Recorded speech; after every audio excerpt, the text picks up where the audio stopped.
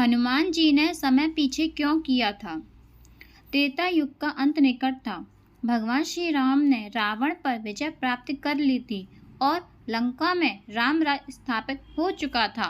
भगवान राम के प्रति अटूट प्रेम और भक्ति रखने वाले हनुमान जी त्रेता युग के समापन के बाद भी निरंतर ध्यान में लीन रहे। उनका ध्यान इतना गहरा था कि उन्हें पता ही नहीं चला कि त्रेता युग समाप्त हो चुका है और द्वापर युग का आरंभ हो चुका है। जब वे ध्यान से उठे तो उन्हें भगवान राम की अत्यंत याद आने लगी।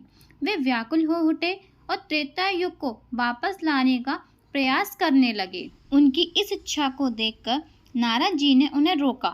उन्होंने हनुमान जी को समझाया कि समय का चक्र अनंत है और प्रत्येक युग का अपना महत्व होता है।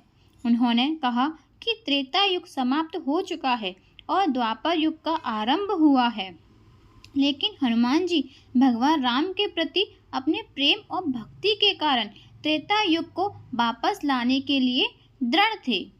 उन्होंने नारद जी की बातों को अनसुना कर दिया और त्रेता युग को वापस लाने का प्रयास जारी रखा।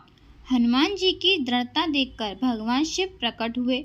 उन्होंने हनुमान जी को समझाया कि समय का चक्र बदलना असंभव है।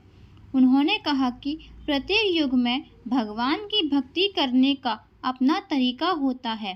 त्रेता युग में भगवान राम ने मर्यादा पुरुषोत्तम राम के रूप में जन्म लिया था और द्वापर युग में वे श्री कृष्ण के रूप में अवतार लेंगे।